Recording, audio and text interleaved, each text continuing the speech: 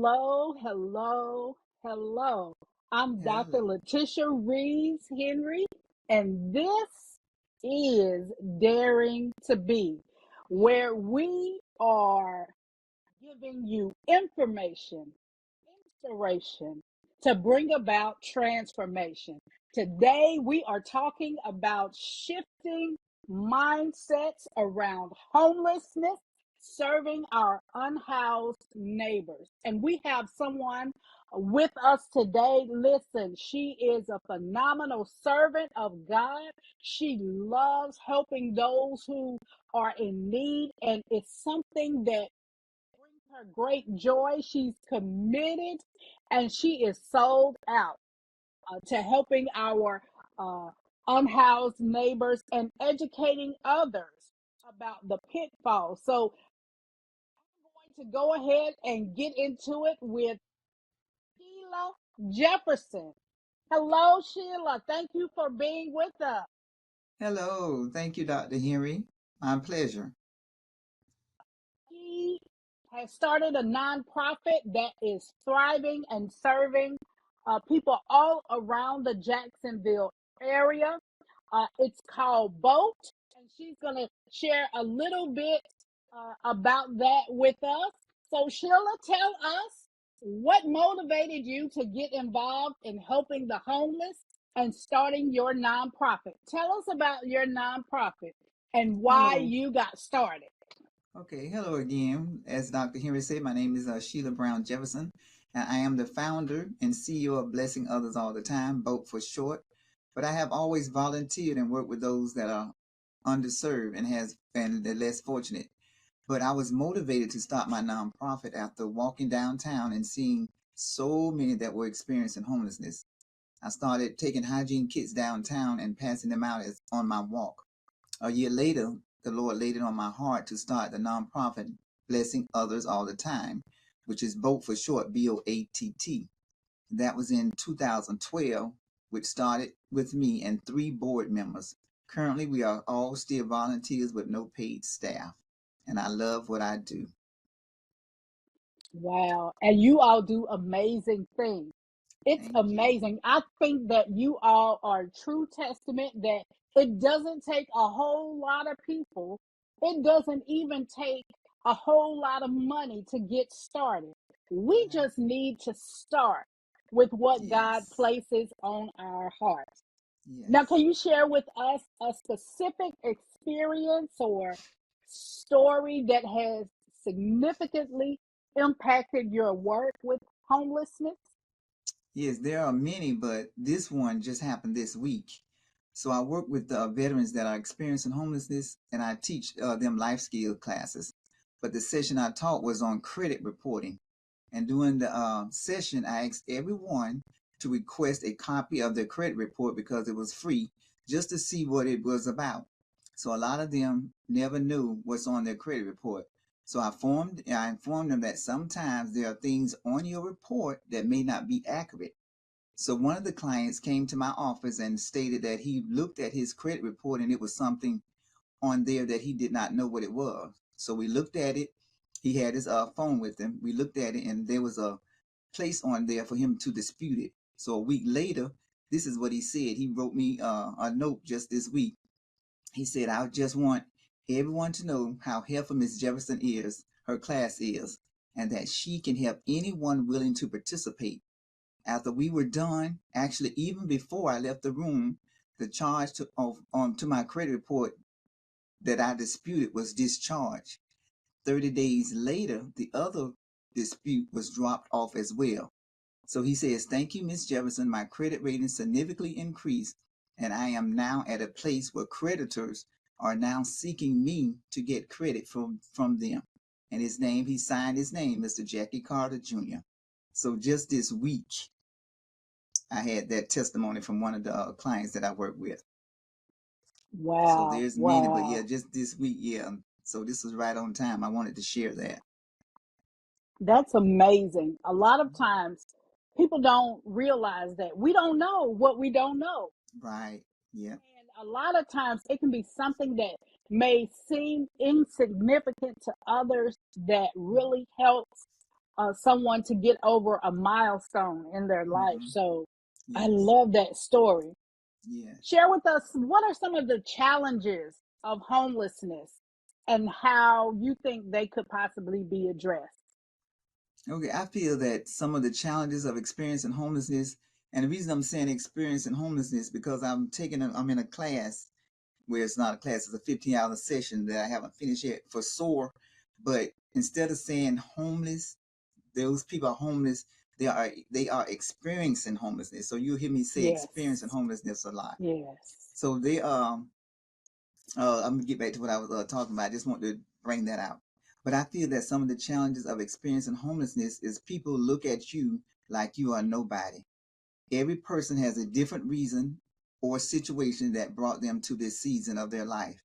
There are not enough organizations for sure that cater to those who are experiencing homelessness. There's a limited access to health care, food, hygiene, safety, stress, clothing, weather, and so much more. Most people, when they see someone on the streets, they assume that they need to find a job or such and such. Some of them just look down on them just because they see them living out on the streets. But I do know that mental health is a big issue with some of them. If we don't have anyone in this field that cares or who wants to work with them, that will also be an issue. I feel that they can be addressed if there are more caring organizations that have a passion for serving others that are experiencing homelessness. I know there's a lot of funding that goes to large organizations, but most of the funding that is catered to veterans who are experiencing homeless. I'm a veteran myself, but I feel that we need more funding to help smaller nonprofits who are trying to make a difference for all those that are experiencing homelessness. If we don't get the funding, our resources are limited to what we can do because we are a smaller nonprofit. Yes. I think that you really called attention to something that's very important.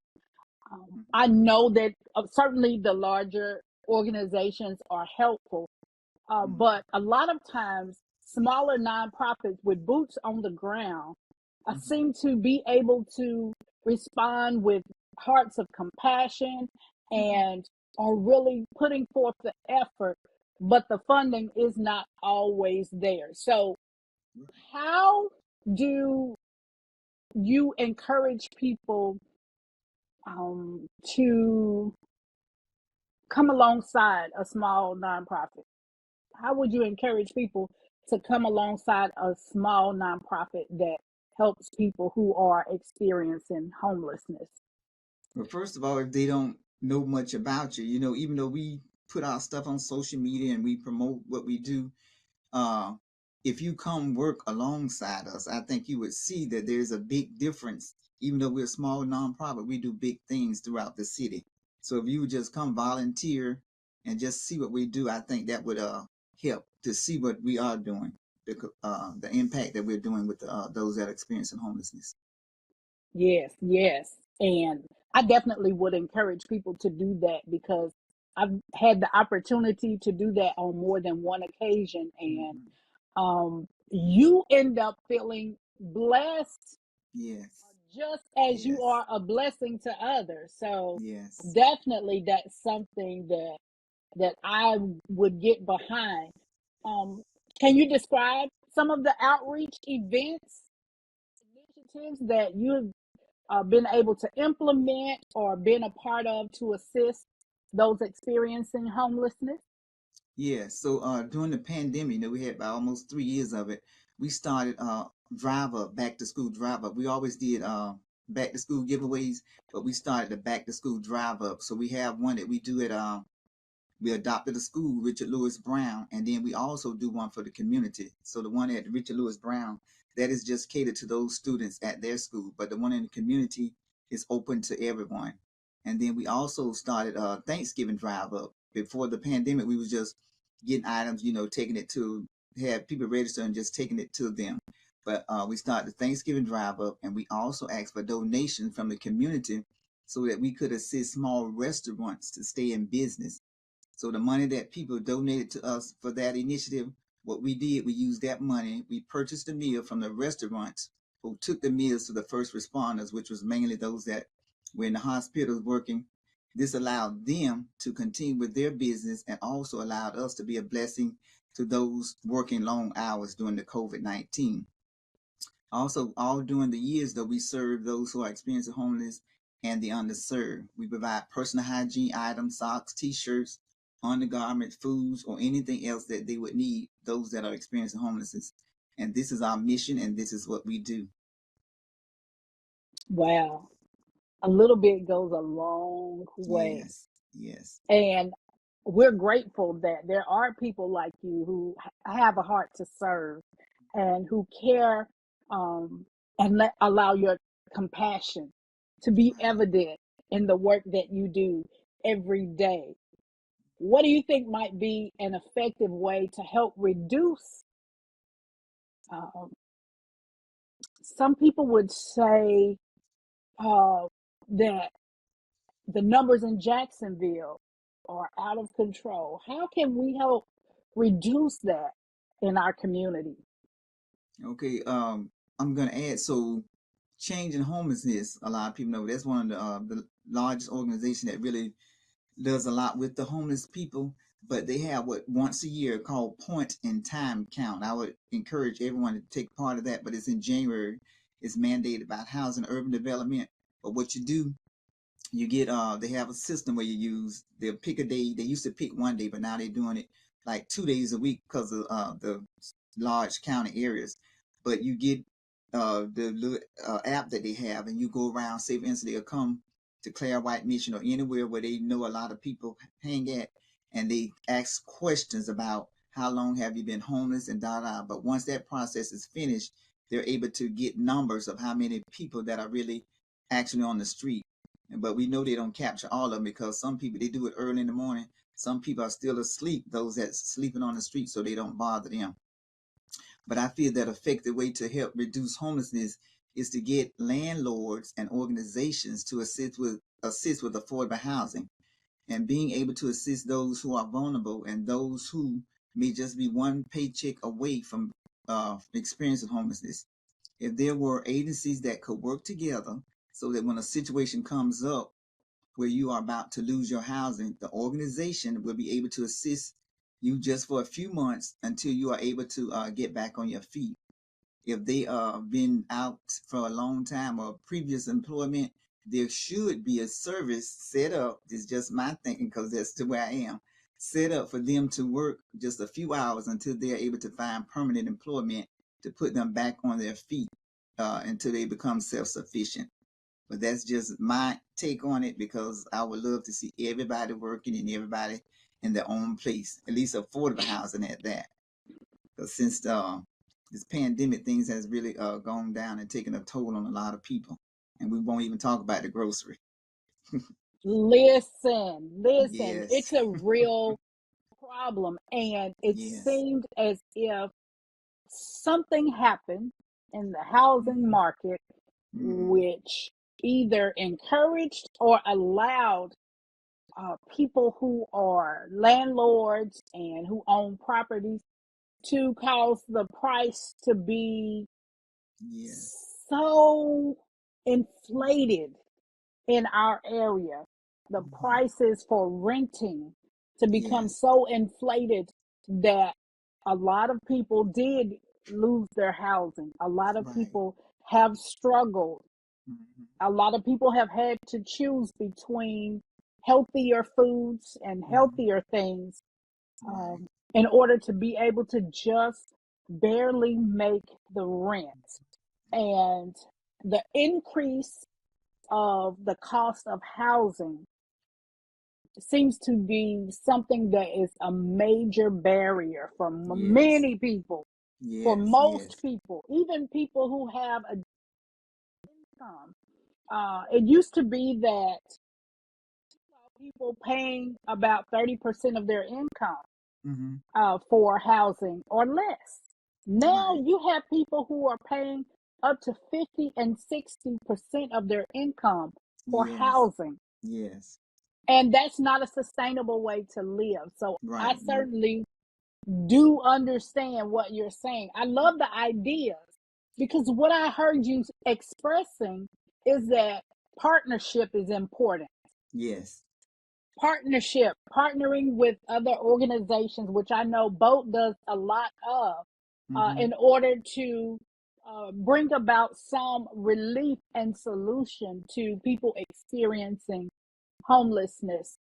Also, what I heard you expressing is that we essentially have what we need to really be able to make a dent in the number of people experiencing homelessness if we would be willing Mm-hmm. to Yes. work together, if we would be Yes. willing to pool resources, because everybody can't do a whole lot. Right. But if everyone is willing to do a little bit, Yes. it can make a Makes a tremendous difference. difference. Yes, it Yeah. sure can. Yes. Yes. So tell me, how um, might you measure success in your efforts in helping those who are experiencing homelessness? Because realistically, we know that with providing goods and services, we're not going to be able to make sure that everyone doesn't have to sleep on the street. So, Right. how do you Right. measure your Well, successes? with us, because we are mainly like resources, we measure our success by talking to our clients at each of our community outreach events to find out if they have how they have been doing since the last time they met with us. And then we also get testimonies from them, like the testimony I got from one of the veterans that's experiencing homelessness, that if there's anything that we were able to assist them with to help them make it to the next level. Now, it is impossible to measure the number of people experiencing homelessness with 100% accuracy. But as I told you, we do the point in time once a year, mandated by HUD, changing homelessness stuff.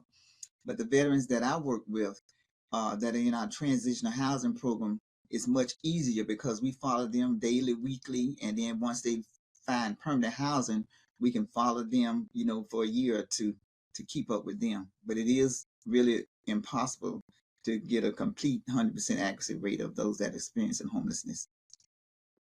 Yes, I would say so, especially um, with people being so transient and able Right, yeah. to move about to other places and spaces. And So right. share with us what's in your heart about ways that we can have positive mindsets and outlook about expressing um, or assisting or expressing how we feel about those experiencing homelessness. You talked about earlier some of those negative attitudes that you've heard, that you've seen, some of the stereotypical things that people think about those who are experiencing homelessness. Share with us from your heart, what would you say to someone who really wants to begin to have a better attitude about it? What would you say to them? Well, I would say, first of all, find organizations that is doing the work, and maybe walk alongside them as you see them out doing community events, and then just sit and watch. You don't even have to say a word. Just sit and watch, because you don't know when you see that person coming to pick up something from us. Say, for instance, coming to get something from us, you never know what a smile would do to that person. But some people, they see them out on the street. Oh, what they doing out on the street? Oh, they don't need that. Oh, they getting too much. But one thing about my nonprofit that I would say is different from other nonprofits, uh, when we put stuff out for we call them our friends. When we put something out for our friends to get, we don't manage them to say, "Oh no, you don't need that. That's too many." So I might want two toothbrushes. You don't know if I have a friend at the house or a child at the house. So we allow them to get, as long as they're not greedy, we allow them to get whatever they need, whatever we put out on the table. If they need it, we let them get it. and we bring a lot of stuff for them because we never know what they need while they're living out on the street.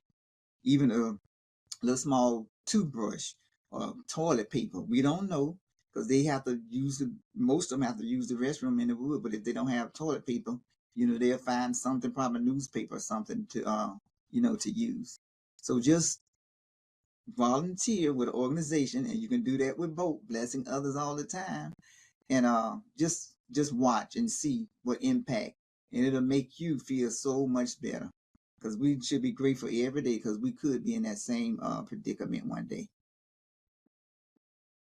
Yes, I think that's important. I think especially in this day and time with Yeah. so many times we've experienced, even in my lifetime, and economic downturn. We never know. We never Right. know. We can't always prepare for the things that happen. We can't always prepare for a stock market crash. Right. I can't Yes. always prepare for a recession. And we just never know. So I think it's important. And what I really hear you expressing is that every person deserves to be treated with Yes. dignity and respect. Yes. Yes. Yes. Yes. Doesn't matter how they look, how they smell, because a lot of people don't like to hang around them because most of them smell. But there are organizations where they can go in and take a shower, but some of them don't even want to go and take a shower because they think the other person going to talk about them. Right. Yeah, so Right. every person should be treated the same, no matter how they look or how they smell. That's right. I think it's important for us to just really express to people that someone who is experiencing homelessness, no matter what the circumstances are surrounding it, they were created in the image of Yes, God. They're yes, a yes, person, a human yes. being. And so you're exactly right. We ought to treat everyone with Yes, dignity and respect. And so thank you yes. for sharing that with us. Share with us any upcoming events, fundraisers, any future initiatives that BOATT has, and how others can reach you and get involved in what you're doing, because you all do so much in our Yes, community. Share yes. with us. Okay. So our next and final event for 2023 on December 16th, we're having a Christmas gala because we're a small nonprofit. Most of our funds coming from having fundraiser. We do get a few small grants, but most of our funds come through fundraising and donation from our benefactors. But December 16th, we will have a Christmas gala. That's at UNF. And the cost for that is $50 general admission or $60 for VIP. And then also that morning, we are doing our last community outreach. We are going to be giving away sleeping bags, t-shirts, underwear, clothing, snacks, whatever you think a person who is experiencing homelessness would need. So we bring all of that in one location and allow them to choose what they want. It's kind of like their Christmas, because we spend more money because we preparing for sleeping bags. And then we also during the year, once a month or either sometime quarterly, we do the same stuff. We give out t-shirts, underwear. That's ongoing. And on special occasions, like our next one for the new year would be February. So we make Valentine cards. I have students in the school make Valentine cards for the those experienced homeless, and we get the cards and we give them a bag of candy, and we walk downtown and distribute it to those that we see out on the streets. So that's in February, and then we also have our a fundraiser, which is a pink tea that we do. That's a fundraiser to allow us to get money. And when back to school come, as I stated, we have the community back to school drive up, and then we also have the school Richard Lewis Brown that we adopted. So we do one there just for those students. And Thanksgiving, we have a Thanksgiving drive up. That's a community wide. And I forgot to mention something very important. I don't have an office per se. My office is really my home, but this year we was blessed with a warehouse that I'm able to use, 1605 Roe Avenue. So we were able to do our back to school drive ups there and our Thanksgiving drive up.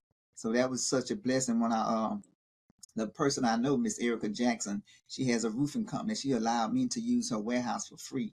So that has been a great asset there. We just had this November 18th, we had our Thanksgiving drive up, and we was able to give out 400 bags of grocery along with $10 gift card. And we was finished in 1 hour. There's so many people. So after we closed the gate, people kept coming up because the flyer said from 11 to 1. But in 1 hour, we had given out 400 bags, and we didn't have any more food to give out. So we do so much during the year just to be a blessing to others. And that's why I came up with that name, Blessing Others All the Time. Yes, so our social medias are Blessing Others All the Time on Facebook and on Instagram. And our website is www.boatt.online. So BOATT online. That's our website. And the email is blessingothersallthetime@gmail.com. Once again, I think I messed it up. It's blessingothersallthetime 2022@gmail.com. Or you can do it straight to the website, which is support@boatt.online. So support@boatt.online. And our phone number is 904-318-2000. 904-318-2000. Blessing others all the time. Thank you so much, Sheila, for Thank you. sharing with Thank you. us. Shifting mindsets, homelessness, about those who are experiencing Yes. homelessness, serving our unhoused neighbors. Because whether we like it or not, they are a part of our community. They Yes. were created in the image of God, and they are human beings, people who just have different circumstances. Yes. Yes. And at any moment, anyone can find themselves in a situation that they never thought they would be in. So thank you Right. so much for the Thank way that you. you continue to serve our community.